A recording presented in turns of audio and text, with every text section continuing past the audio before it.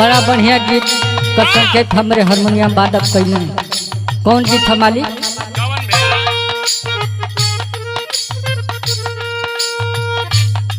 तुम अगर साथ देने का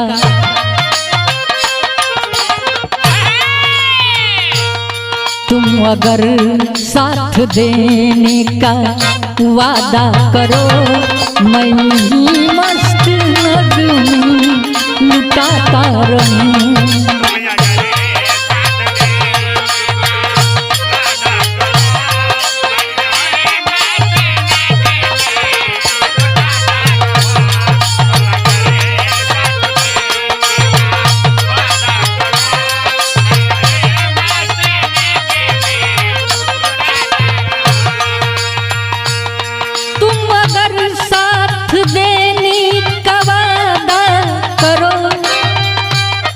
मैं यूं ही मस्त नग में लुटाता रहूं। तुम मुझे देख कर मुस्कुराती रहो, तुम मुझे देख कर मुस्कुराती रहो, मैं तुम्हें देख कर भी गाता रहूं।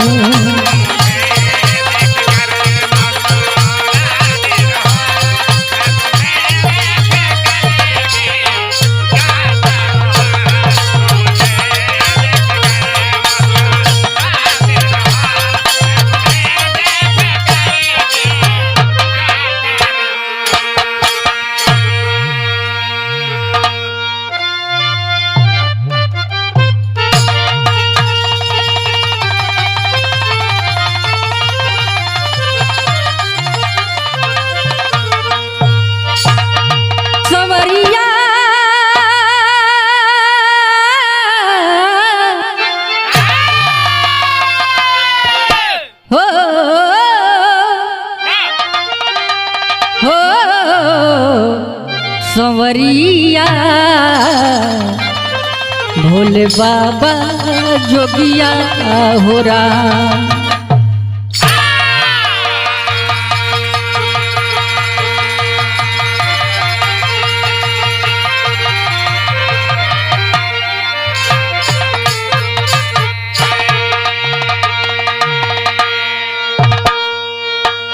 अच्छा बाबूजी, बहुत ही सुंदर बिरहा परम आदरणीय आप आरभी म्यूजिक सोनू भैया के देख रेख में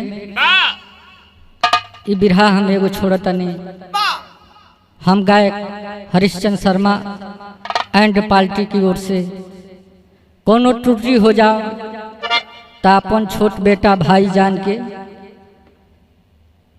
दुलार प्यार देव सभे। हमें आशा ना पूर्ण विश्वास बा कि हमें दुलार प्यार मिली। आई हमारे बिरहा का शीर्षक बा पहेली। एक लाइन झर लगल मास्टर।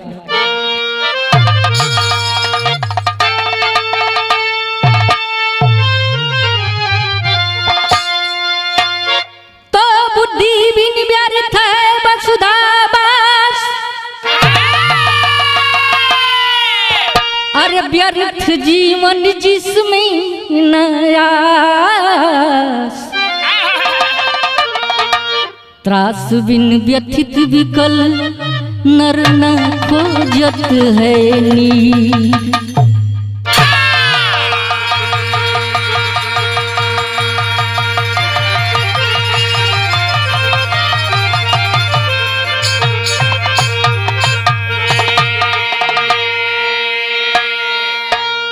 इस धरती पे उसका जीवन व्यर्थ है जिसने अपने पानी को कायम नहीं रखा। एक लाइन गजल का लाइन लगी मास्टर।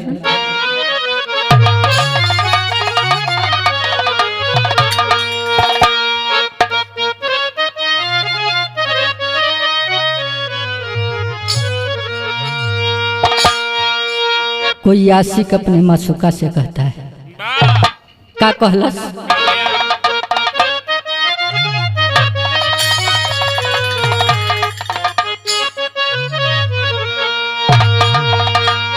अजी खुल के बोल देते हैं,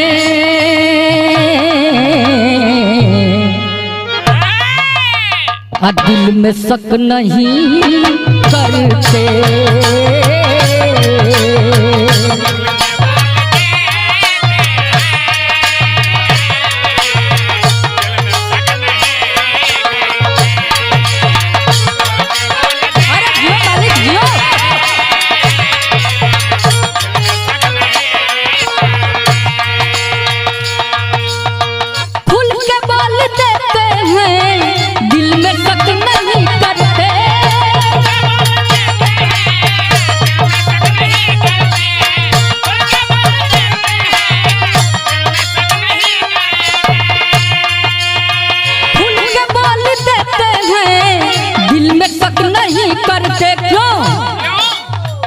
दोस्तों के जख्मों पर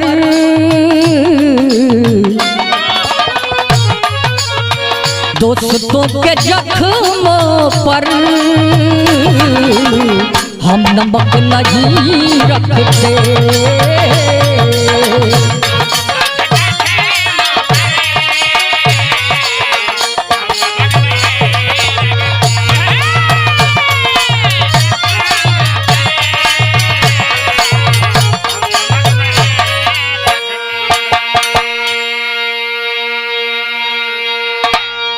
बिरहा में भाव लगल का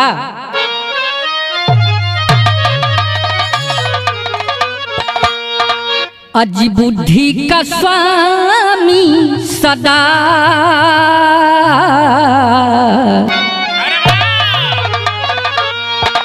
अजी बुद्धि का स्वामी सदा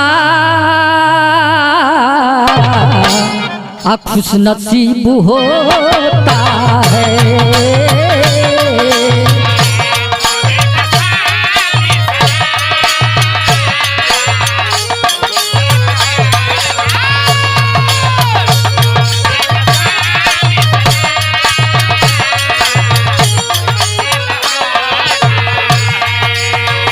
बुद्धि का स्वामी सदा खुश नसीब होता है।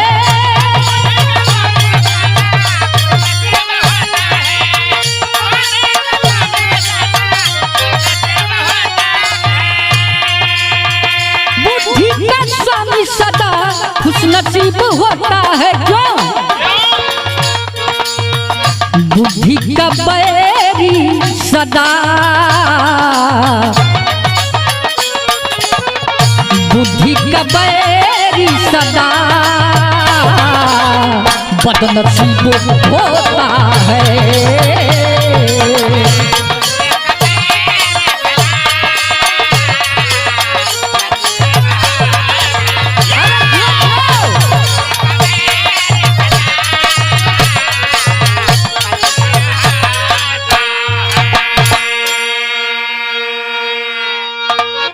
कहल गइल बा कि जेकरा पास बुद्धि बा ओकरा पास सब कुछ बा, आ जेकरा पास बुद्धिए नहीं खे ओकरा पास कुछ नहीं खे। जैसे देहात में लोग खिस्सा कहला कि बुर्बक की लगे धन रही तो होशियार खैला बिना ना मरी। यही जैसे हमारी कहानी का शुरुआत हो गई मास्टर।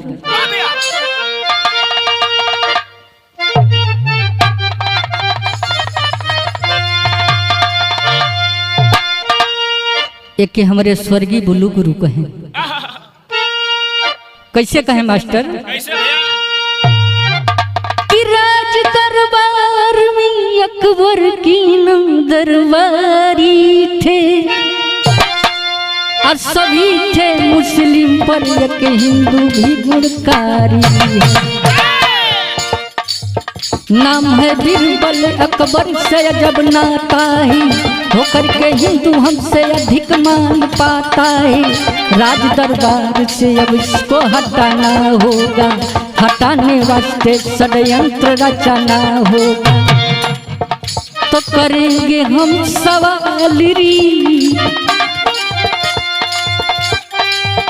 करेंगे हम सवाल वह जवाब को देगा, करेंगे हम सवाल वह जवाब को देगा, नहीं तो त्याग पत्र वह जनाब को देगा।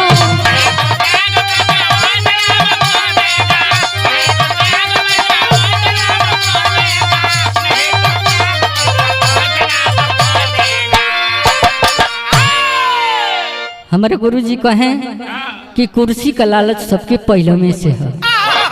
दरबारियों ने सोच लिया कि अरे यार राजा का हमनी का जात बिरादर रिश्तेदार हो के का कहनी कि हमनी के राजा दरबारी में रखलन आ एगो हिंदू के मंत्री बनलन। ई कमी हमहन कह हमहन विचार करके कुछ ऐसा सवाल तैयार कई जा जौने का जवाब बीरबल न दे सके।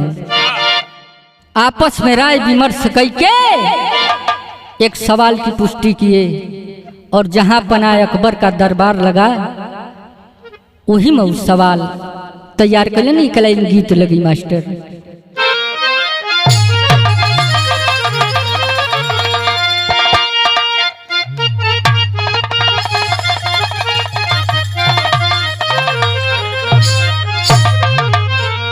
अरे पिया परदेश घरे अरे देवारा नदान रे हमरे बलमुआ हमें दुजिया के जान रे।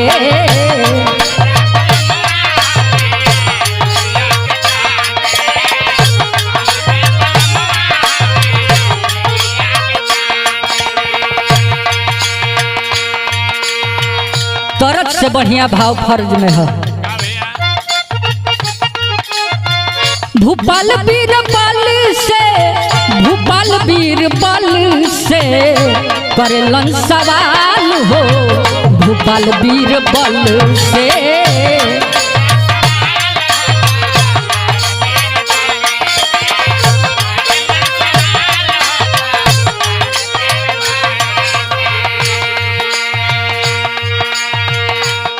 तू का सवाल रहे बाबू?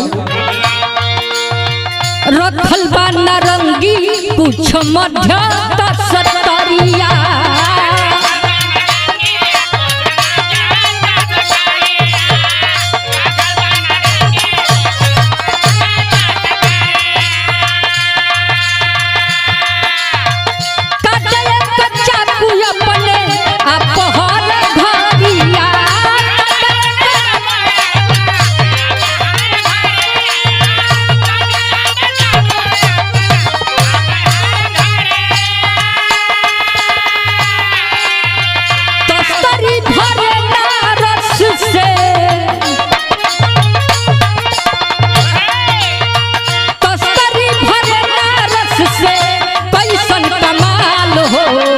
भूपाल बीरबल से करेलन सवाल हो।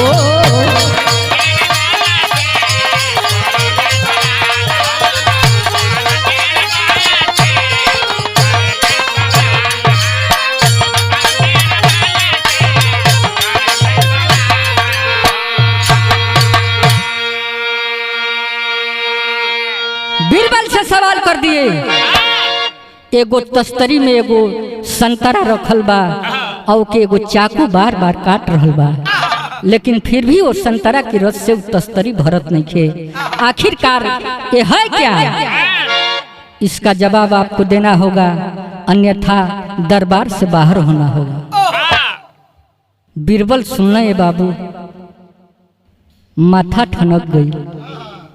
बड़ा चिंता में हूँ कि अब लगत है कि राज दरबार से हाथ धोइले है।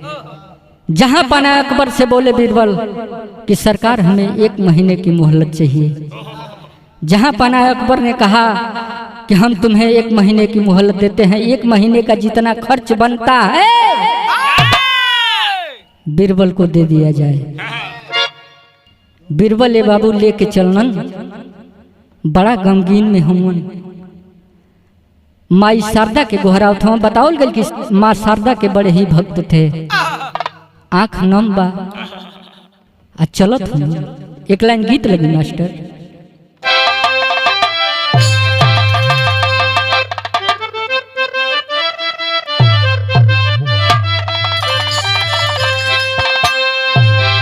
एक रामदेव उस्ताद गा में आए हैं अरे अपने बलमुआ के चोरी अगोरी मांगे घोन घोनवा। लेकिन हमारे उस्ताद खजुआई के बोल दें, अरे भले पिया छूटी जई, अरे भले बलमुआ छूटी जई, देवरवे से काम चली जइए।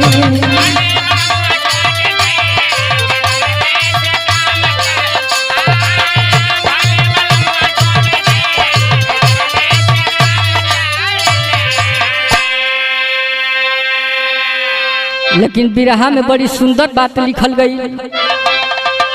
ए बाबू चिंता में डूबल अभिमनिया, आर चिंता में डूबल अभिमनिया, बचा लपनिया माई शारदा।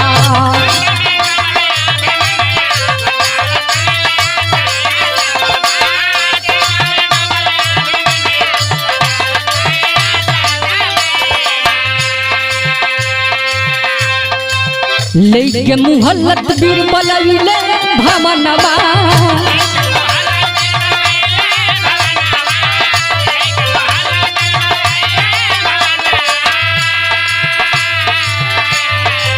हल करे सवाल बदे पहिले पयनवा।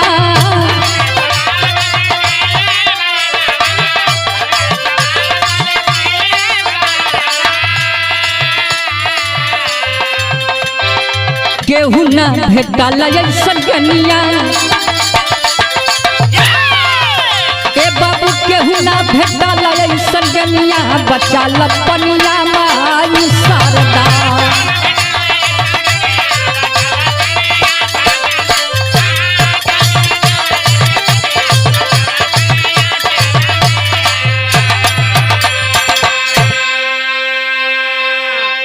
जब गांव से बहरे गइलन किरिन लुक झुकाए लगल, देखलन कि कुआना पर एगो 16 बरिस का लड़की पानी भरत बा। पहुँच गइलन, प्यास बड़ी जोर से लगल रहे। पहुँचलन, जाके वो लड़की से कहलन कि हे सुन तारू, हमके पानी पियाओ नहीं तो प्राण पखेरु उड़ जाई। लड़किया से मजाक करके कहलन का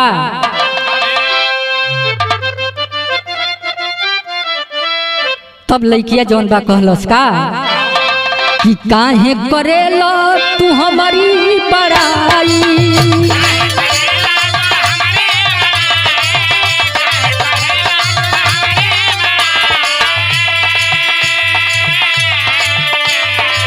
घरवा चल तोहके देब मिठाई।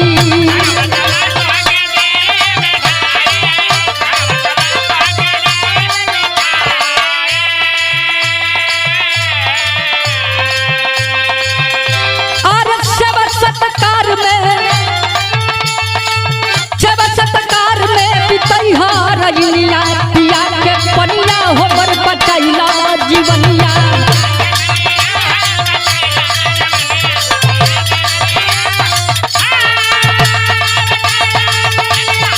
अरे जियो मालिक जियो।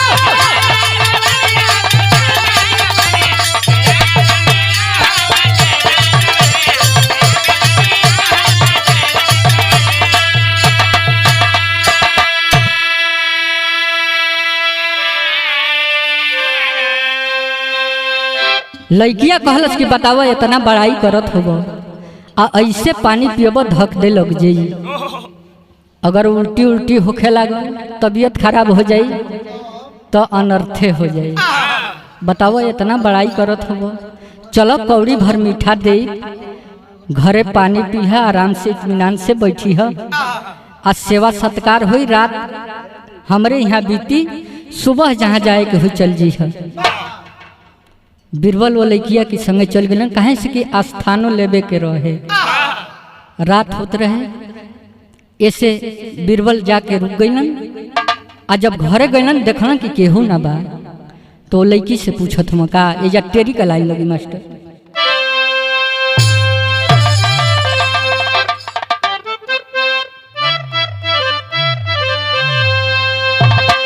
केहू के हमारे उस्ताद जी कहे कैसे कहे कि अरे मोरे राम, पहेली में कहेली बतिया हो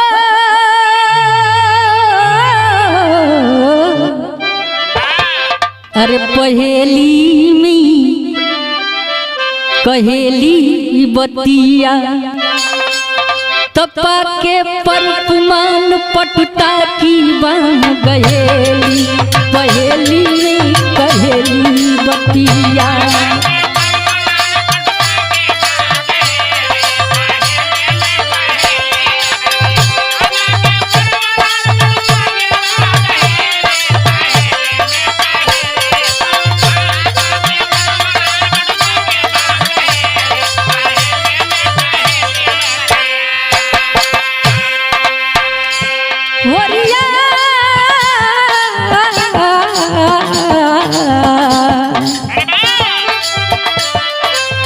जब रामदेव उस्ताद या बुल्लू उस्ताद से बिरहा हो गए, रामदेव उस्ताद गा के बैठे, जब हमारे स्वर्गीय बुल्लू गुरु खड़ा होके तो कहें कि रामदेव भाई बम्बई से फिटियौले हैं।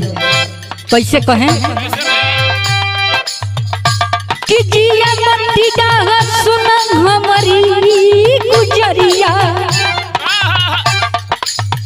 अपनी कबाड़ी तोरी ए गोरिया जिया मट्टी डाग सुना हमारी गुजरिया अब ही कबाड़ी तोरी काची रे उमरिया लारी ला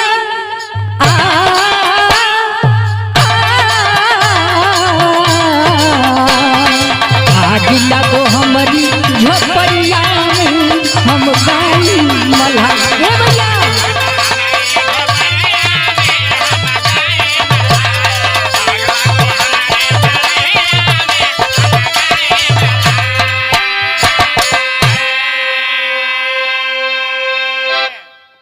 बीरबल वो लड़किया से पूछना कि बतावा तोहरा घरे केहू ह? लड़किया बतौला एक लाइन गीत लगी मास्टर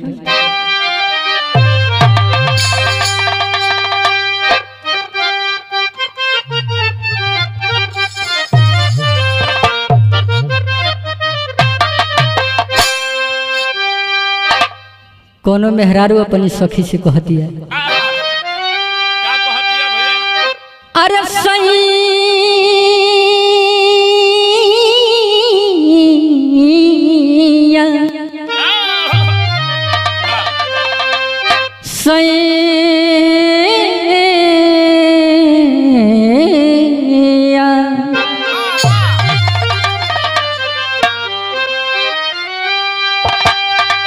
मेहरारू कुल बर्दाश्त कर ले से कवि जी, लेकिन जब सौतीन लिया देव उहे बर्दाश्त न कर पाई किसैया आर काहे गलल हमरा पर या फतिया हो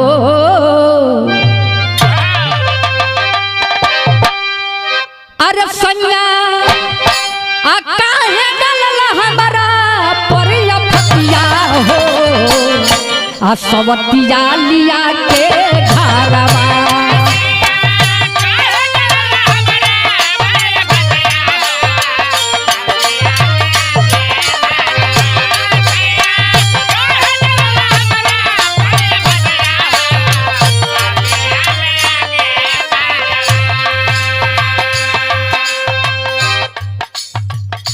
लेकिन बीरबल वो लड़किया से पूछत हम का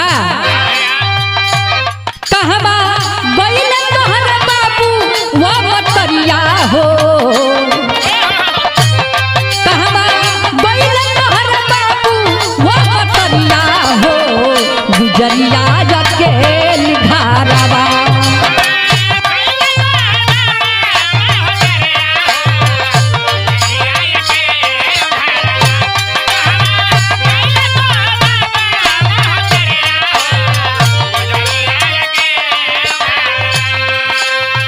लड़की बतावत बका बाबू बैल माटी में मिलावे खातिर मटिया और रावत होई है घरवा जो हत बानी बटिया तो कहे खातिर तना करे लो फिकरिया हो काहे खातिर तना करे लो फिकरिया हो गुजरिया के घरवा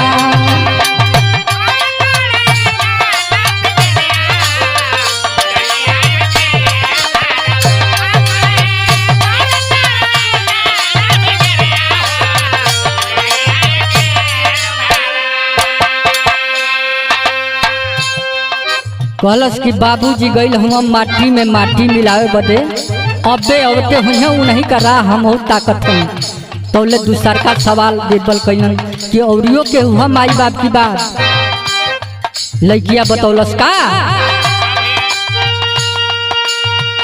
माई के लगा के माई बेटी के बनावेली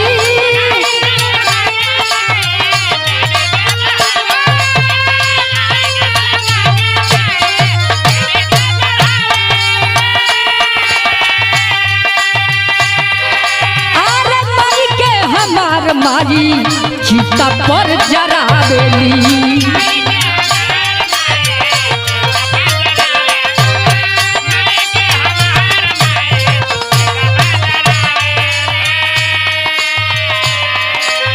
ए महाराज जब इतनी बात सुनना बीरबल कहल कि एगो घर है पागल रहे तो ले ही तैयो से आ गई पसरिया हो रोड़ी लगल बन गइल पसरिया हो गुजरिया के घरवा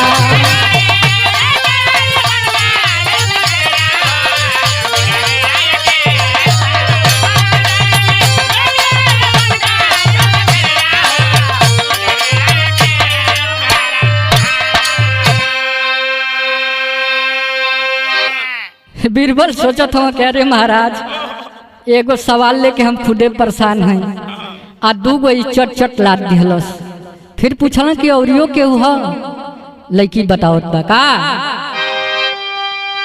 एजा हमारे गुरुजी की जवानी की आलम वाली गीत लगल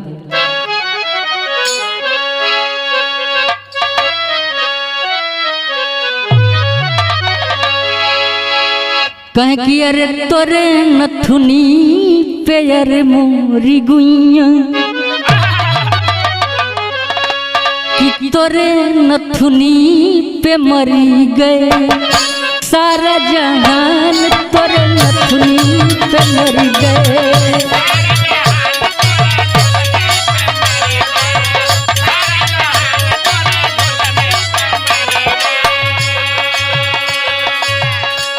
वो कैसन नथुनी रहे नथुनी पहन के बनारस में आइलू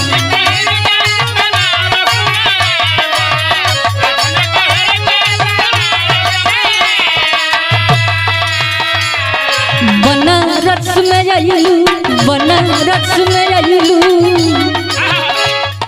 अरे कोई छैल कहे गोरी खाल मगही पान तोरे नथुनी पे मरी गए बुढ़ावा जवान तोरे नथुनी पे मरी गए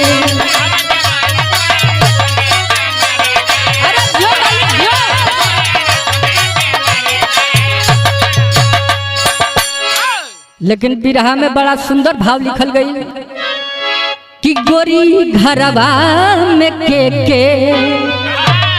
अरे करेला बिहार गोरी घरवा में के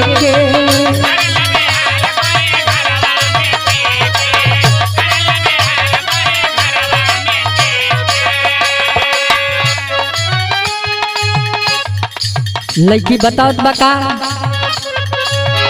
एगो में दूगो करे गइली मोर बहिनिया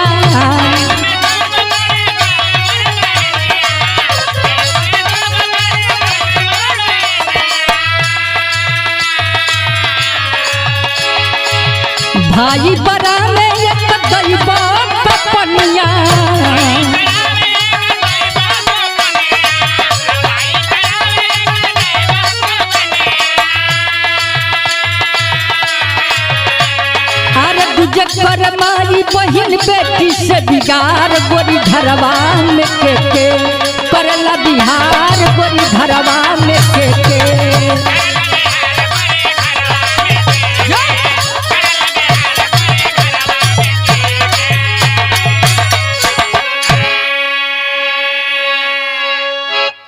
कहला सुलैकिया बीरबल से कि जनले चाहत हुआ तो जान लो एगो में दूगो करे हमार बड़की बहन गई है आ एगो बड़का भाईवा दैव के पानी बरावे गई है आ छोटका भाईवा माई बहन बेटी से बिगाड़ करावे गई है।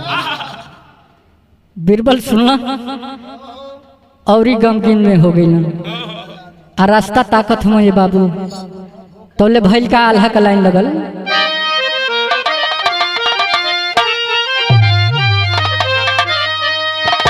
कि स्वाति सलील जैसे आर जो है पापी हरवा भैया सावनी घटा के जैसे जो है बनमोर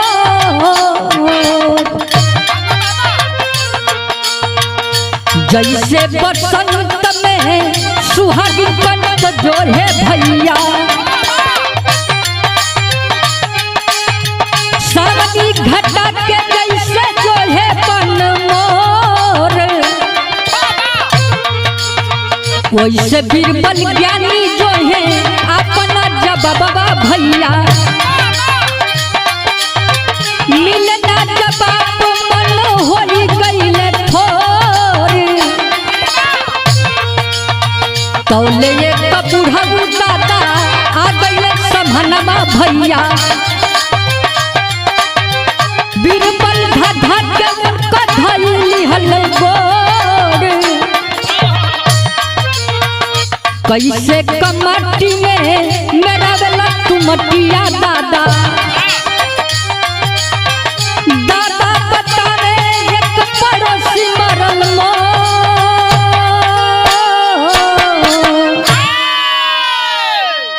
बीरबल समझ गए ना कि यह लड़किया का बाप हम जाके पैर पर गिर गया आ गिर के कहलन कि दादा कैसे का माटी में रावत रहल कहना कि ये मत यह नहीं खजाना एगो पड़ोस के आदमी मर गई उन्हीं के ले जाके माटी का शरीर फूक ताप के माटिए में मेरा दिखने जाए। फिर दूसर की सवाल बीरबल वो दादा से कहत हूँ का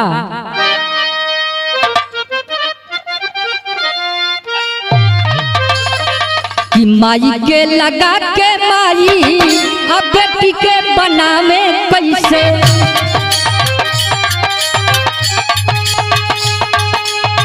चितवा पे माई के जरला पोरे पोरे दाल बिटिया कौन को माई बनावे बचवा माई हरे खा के जरला पोरे पोरे बीरबल पूछना कि दादा माई के लगा के माई बेटी के बनावेली माई के हमार माई चीता पर जरावेली कहना कि महाराज इतना सरल सवाल नहीं खजाना हमरे लड़किया का माई दाल रिन्हत थी आ दलिया के जौन बाप पकावत थी हरेठवा लगा के। तीसर की सवाल पूछना बीरबल का कि एगो में दूगो कैसे करे अरे उनकी बहिनिया दादा चकिया में देली जब मटरवे के फोर दैव का पानी कैसे बरावे बिरनमा दादा छड़ फपड़ई लाले कपड़ बेटा मोर कैसे कमारी बही बेटी से बिगाड़ करे खेतवा का गाड़ल कट धसे जबकि गोर बीरबल दादा से पूछना कि दादा एगो में दूगो कैसे इनका बहनिया करें दादा बतौना कि हमार बड़की लड़किया जौन बात दाल दरे गई है, मटर के चकिया में डाल के आ जब दुहाली हिला देले तो एगो में से दूगो हो जाला। दूसर की सवाल पूछलन कि दही का पानी कैसे बिरन बरावे। दादा बतौना कि जब बरसात का समय आ जाला तो हमार लड़कवा खपड़ेला का घर छावेला, तो एक तरीका से दही का पानी ये बरावल कईल। तीसरका पूछलन कि माई बहन बेटी से बिगाड़ कैसे करे। दादा बतौना कि छोटका लड़कवा जौन बा उससे कहेला कि खेत में काटा धरी है तो डंडवे पर ध देला, जेके गड़ी माई बहन बेटी का गाड़ी देवे करी। बीरबल सोच गए इनसे बड़ ज्ञानी के हुए धरती पर मिली ना। कहना कि दादा एगो हमारो सवाल है। कहना कि पूछा। पंधारी का लाइन लगी मास्टर।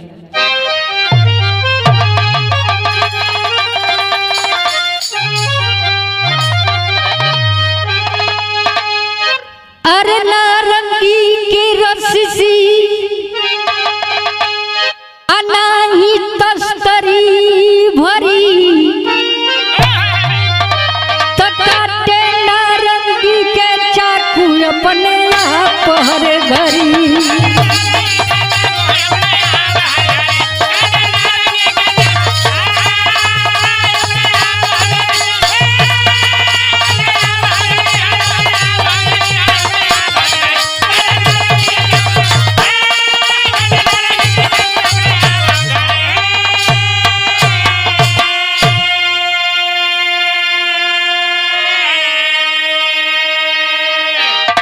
दादा बताओ बीरबल से का कि मानो रूपी नारंगी धरती तस्तरिया, अकाल रूपी चाकू सबके काटी हर घरिया।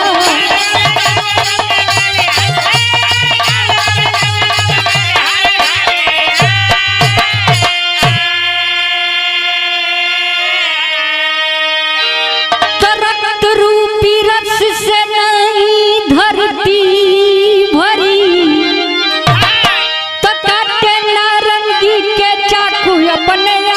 हर घड़ी।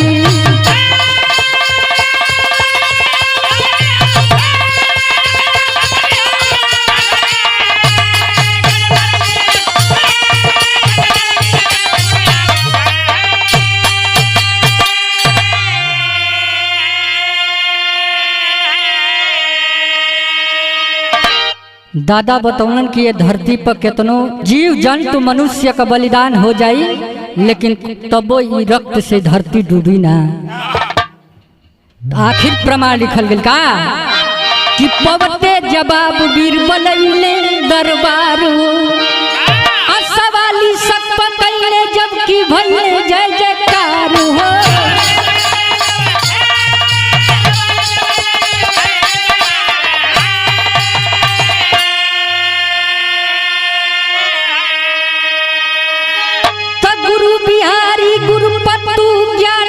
की गठरी तकाते नारंगी के चाकू अपने आप हर घरी।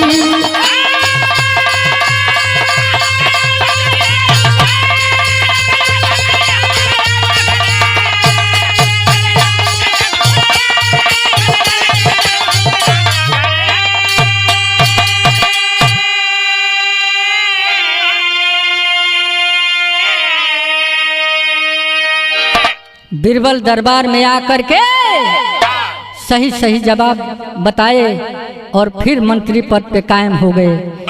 यही जहाँ से हमारी विधा का समाप्ति बा। आखिरी में छेपक लगल का